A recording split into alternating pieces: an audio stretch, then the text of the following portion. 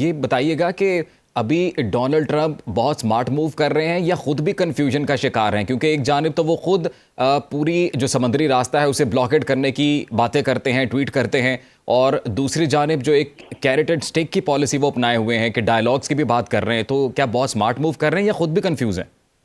خود بھی کنفیوز ہیں. یہ کیا کیرٹ اور کیا سٹک؟ کیرٹ اور سٹک تو یہ ہوئی نا کہ میں نے کیرٹ آپ کو دکھائی تو آپ لالچ میں آگے جی میں گاجر کھاؤں گا، سٹک دکھائی تو اگلا بندہ ڈر گیا. تو کیا ہم کیا گاجر کھا رہے ہیں یا ڈر رہے ہیں؟ ہم تو کچھ نہیں کر رہے، ہم تو صرف ان کی کنفیوژن کو ہم تک انفلکٹ ہو رہی ہے اور ہم بھی کنفیوز ہو رہے ہیں. تو نہ یہ کیرٹ ہے نہ سٹک ہے، یہ شدید کنفیوژن ہے کیونکہ 3-4 چیزیں اکٹھی ہوئی ہیں. ایک تو سعودی عربیہ نے بہت سخت قسم کا جو ہے وہ رد عمل ظاہر کیا ہے، ان کے بلاکیڈ کے پیچھے نہیں ہے جتنا امریکہ کی یہ نیا تماشا لگانے سے ہے. کیونکہ اگر ریٹیلیشن میں باب المندیب بھی اگر یمنی بند کر دیتے ہیں انصار اللہ. ایک طرف امریکی صدر ایران کے جو گلف کنٹریز پر حملے تھے ان کی مذمت بھی کرتا ہے اور اس پر دھمکیاں بھی دیتا ہے، اور دوسری طرف خود اسٹریٹ آف ہارمز کو بلاک کر کے ان ملکوں کی معیشت کو نقصان پہنچا رہا ہے. تو اب ان ملکوں کی سچویشن کیا ہے جو گلف کنٹریز ہیں جن کے اسٹریٹ آف ہارمز مکمل بلاک ہونے سے معیشت کو مزید نقصان پہنچ رہا ہے؟ پہلے اگر آپ اجازت دیں تو ہمارے کولیگ جو کہہ رہے تھے اس میں ایک چیز ایڈ کرنا چاہوں گی کہ آج کے جو ٹویٹ آیا ہے ہمارے ہمسائے سے، وہ یہ بھول گئے ہیں کہ مذاکرات تو دلال کراتے ہیں. تو آج انہوں نے پھر ڈیسائیڈ کر لیا کہ وہ بھی دلال ہیں اور دلالی کرنے پہ مان گئے ہیں. تو ان کو شرم نہیں آتی، بس ان کی بے شرمی کا کوئی لٹمس ٹیسٹ ہے نہیں، دنیا میں ابھی تک بنا نہیں ہے کہ یہ اب منہ سے کہنا شروع ہو گئے ہیں. تو وہی بالکل پاکستان کی جو کوششیں ہیں اور جو مسلسل اس سے پہلے بھی ہیں چیزیں دیکھیں جب منظر عام پہ آتی ہیں اس وقت تو ان کے پیچھے بہت کچھ ہو چکا ہوتا ہے.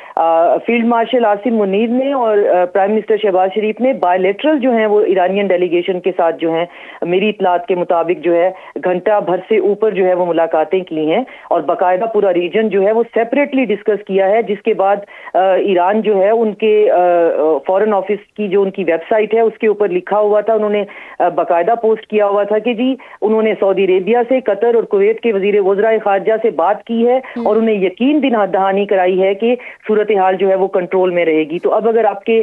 سوال کی طرف آئیں کہ جی ٹرمپ کیا چاہتے ہیں، تو یہاں سے ہی تو ہم نے شروع کیا تھا کہ ٹرمپ کنفیوز ہیں اور انہوں نے کنفیوز کیا ہوا ہے یا پھر بہت ہی چلاک ہیں اور ان کی کوئی ایسی تھیری ہے جو کسی کی سمجھ میں نہیں آ رہی. لیکن اس وقت وہ ایک دلدل کے اندر بہرحال موجود ہیں اور ان کو یہی نظر آ رہا ہے کہ پاکستان ایک واحد ملک ہے جو ان کو یہاں سے اس طرح سے نکال سکتا ہے جس میں پاکستان کے اوپر ریجن پورا بھی ٹرسٹ کرتا ہے کیونکہ وہ کسی کے ساتھ ڈس آنیسٹی نہیں کرے گا، اور پاکستان کے اوپر امریکہ بھی ٹرسٹ کر سکتا ہے کیونکہ ایک ہی تو ہمارے جو ہے ہماری آنیسٹی اور ہماری اوپینین کے اندر ہمارا ارنیسٹ ہونا ہی تو سب سے زیادہ جو ہے وہ امپورٹنٹ ہے، جس سے ہمیں ہر طرف سے جو ہے عزت اور اللہ کا شکر ہے کہ اس حوصلہ افزائی ملتی ہے. تو امریکہ کو پتا ہے کہ باقی ممالک کی طرح we are also looking forward کہ یہ مذاکرات جو ہے مستقل ہوں اور کوئی مستقل امن ہو. ظاہر ہے کیونکہ اس کا تعلق معیشت کے ساتھ بھی ہے اور پاکستان ریسیونگ اینڈ پر ہے، جو ڈیمیج ہوگا معیشت کو سب سے زیادہ جو ممالک سفر کریں گے ان میں شاید پاکستان بھی شامل ہے. یہ بتائیے گا کہ ایران جو ڈیلیگیشن آیا تھا، ایرانی ڈیلیگیشن، انہوں نے بولا کہ معاہدہ ہوتے ہوتے رہ گیا. پچھلا بھی جے ڈی وینس جب یہاں پر تھے تو جن میں سے جو سب سے بڑا معاملہ ہے جس پر ایران کبھی بھی سمجھوتا کرنے کے لیے تیار نہیں ہے وہ ان کا انریچڈ یورینیم ہے. آپ کو کیا لگتا ہے کہ وہ کس حد تک قائل کرنے میں کامیاب ہو گئے ایرانینز کو؟ ایرانینز نے کہا تھا کہ انریچڈ یورینیم اور یورینیم جو ہے وہ معاہدے کے جو شکیں ہیں ان میں شامل ہی مت کریے، باقی لاجیکل باتوں پہ آپ بات کریں گے. تو جو ڈیڈ لاک ہوا وہ انفارمیشن جو پہنچی ہے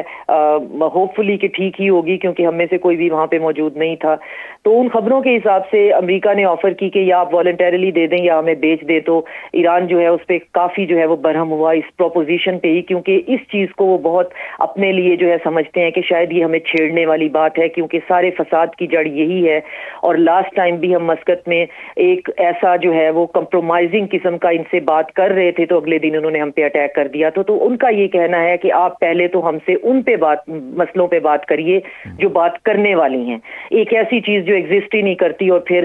پھر جو اسرائیلی میڈیا جو ہے وہ ایک اور انٹرسٹنگ اس کا وہ جو ہے وہ پرسپیکٹیو ہے، وہ اپنے میڈیا پہ باقاعدہ پوسٹ کر رہے ہیں جی کہ اگر امریکہ نے کہا بھی ہے کہ एनरिच्ड यूरेनियम हमें बेच दीजिए, तो हमें तो तब भी उससे कोई फर्क नहीं पड़ता, क्योंकि उनके पास टेक्नोलॉजी है, उनके पास ब्रेन है, तो वो अपनी एक एस्केटोलॉजिकल उसके ऊपर अभी तक लगे हुए हैं कि जी ईरान को ही खत्म करना है, साइंसदान भी खत्म करने हैं, टेक्नोलॉजी भी खत्म करनी है। तो इस पूरी सूरत हाल में अमेरिका के खास तौर पे व्हाइट हाउस में ऐसे लोगों की मौजूदगी बहुत जरूरी है जो ये समझ पाएं कि इसराइल को थोड़ा सा कंट्रोल किए बगैर सिचुएशन जो है उनके हाथ से निकल जाएगी। और अगर सिचुएशन निकल जाती है, और बारहा हम ये बात कर चुके हैं कि अगर सिचुएशन निकल जाएगी तो फिर उनके लिए बहुत प्रॉब्लम हो जाएगा। अभी तो मैदान सजा हुआ है, पाकिस्तान जो है वो हर हालत में जो है फैसिलिटेशन करने के लिए तैयार है। डॉक्टर शाजिया, ईरान इससे पहले कह चुका है कि जो गुज़श्ता मुज़ाकरात नाकाम हुए उसकी वजह ये थी कि अमेरिका बहुत ज़्यादा शराइत पेश कर रहा था।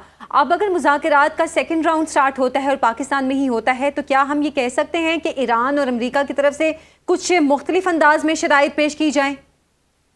नहीं, ईरान ने कहा है कि जो अमेरिका कह रहा था वो लॉजिकल नहीं था और अनजस्ट था, और हमारी ग्राउंड रियलिटीज को बिल्कुल भी वो सूट नहीं करता था। और मुझे नहीं लगता कि ईरान जो है अपने 10 पॉइंट्स के अंदर जो है वो किसी चीज की जो है वो कमी बेशी करेगा। वो इस तरह अगर करने पे आ जाए तो फिर क्रेडिबिलिटी होती है मुल्कों की, चेंजेस जो है वो दूसरी पार्टी की तरफ से ही आएंगी, जो पहले 10 पॉइंट्स को बेस डॉक्यूमेंट मानकर हमारे साथ जो है उसके बाद लेबनान को बीच में से माइनस कर देते हैं, और उसके बाद फिर day by day, our by our जो है वो डिसाइड करते हैं। तो इन्होंने ब्लॉकेट भी इसीलिए किया है कि ईरान जो है उसका तेल पहले उसको इजाजत दे दी। आप अंदाजा करें, एक तरफ ईरान पे हमला किया हुआ है, साथ में उस पे तेल पे सैंक्शंस खत्म कर दिए हैं, और ईरान ने उस दौरान में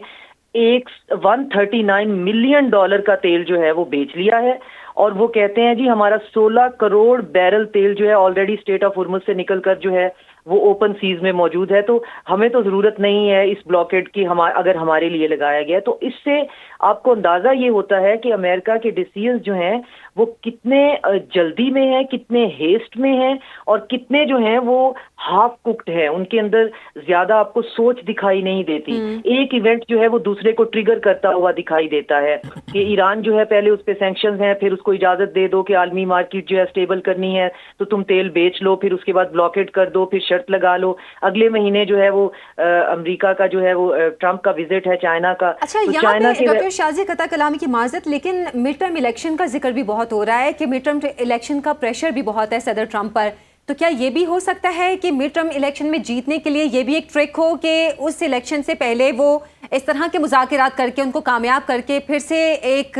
किरदार के तौर पे कि मैंने एक जंग और रोकी है, इस किरदार में फिर सामने आए उन इलेक्शन को जीतने के लिए?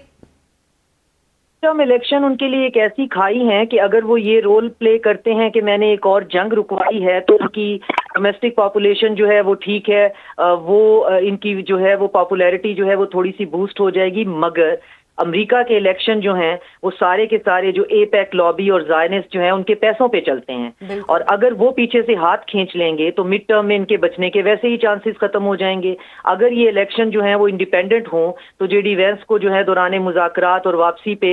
नेतन्याहू को कॉल करने की ज़रूरत तो नहीं थी, जिसके जवाब में नेतन्याहू आज अपने डोमेस्टिक पॉपुलेशन से हिब्रू में बात करते हुए कहता कि जी अमरीकी मुझे रोज़ रिपोर्ट करते हैं। ये बहुत ह्यूमिलिएटिंग है एक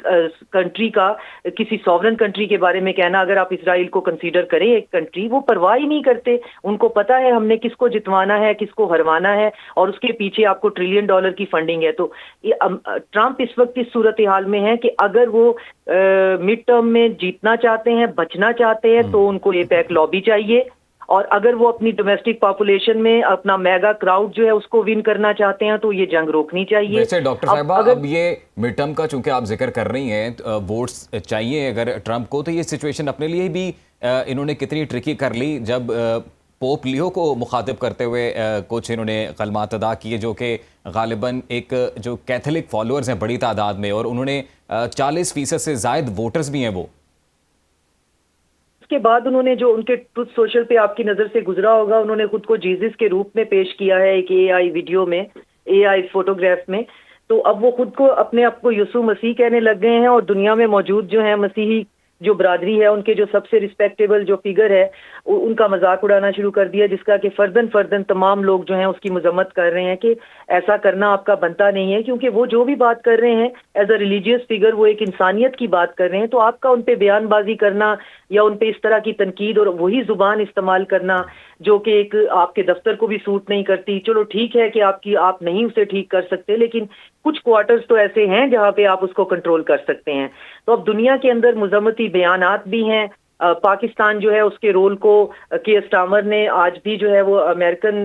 جو برٹش ہے ان کی بھی پارلیمنٹ میں جو ہے لوور ہاؤس میں اس کو بھی سراہا گیا ہے. ڈاکٹر صاحبہ، جے ڈی نہیں آ رہی. وینس فاکس نیوز سے بات کر رہے تھے اور انہوں نے یہ کہا کہ جو مذاکرات 1 on 1 ہوئے ہیں اور غالباً 47 سال کے بعد ایران کے ساتھ 1 on 1 بیٹھ کے یہ موقع پاکستان نے ہی ظاہرہ انہیں پرووائڈ کیا ہے. وہ کہہ رہے ہیں کہ اس میں وہ ایکچولی یہ پہلی بار انہوں نے سیکھا ہے کہ ایرانینز نیگوشیٹ کس طرح سے کرتے ہیں. تو یہ جو پاکستان نے موقع دیا 47 سال کے بعد دو فریقین کو آمنے سامنے بٹھانے کا، یہ کتنا بڑا بریک تھرو ہے؟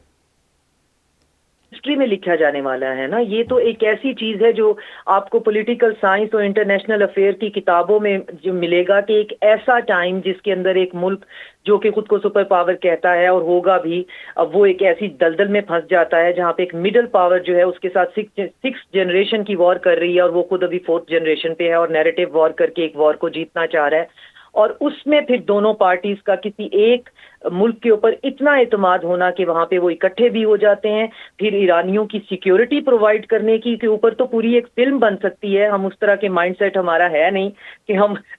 اس طرح کی چیزیں کریں، لیکن وہ جس طرح سے ہم نے ان کو سیکیورٹی پرووائڈ کی ہے پوری کے پورے ریجن کے اندر جو ہے ہمارے ایئر فورس جو ہے وہ لائٹرنگ کر رہی تھی. تو یہ باتیں تو ہسٹری میں رہنے والی ہیں.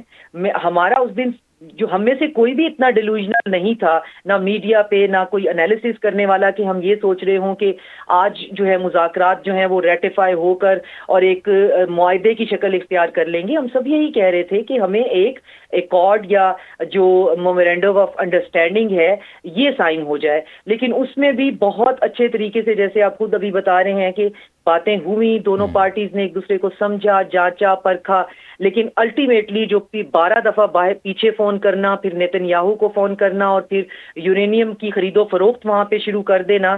وہ ساری چیزیں جو ہیں وہ روڈ بلاک بنی. لیکن اس کے بھی بعد یہ بھی ہو سکتا ہے کہ جے ڈی وینس نے یہ بھی سوچا ہو کہ ابھی جا کر